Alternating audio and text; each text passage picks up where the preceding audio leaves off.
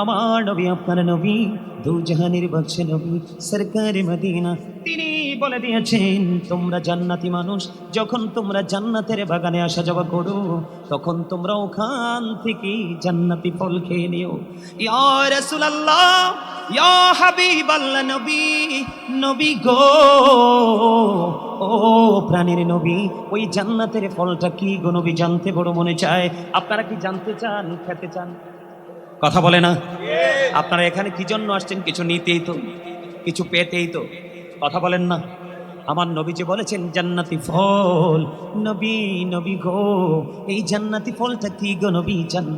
জানতে বড় মনে চায়।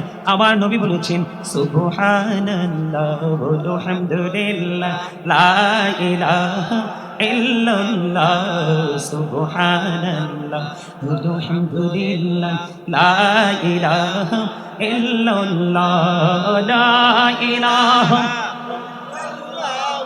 লা ইলাহা ইল্লাল্লাহ।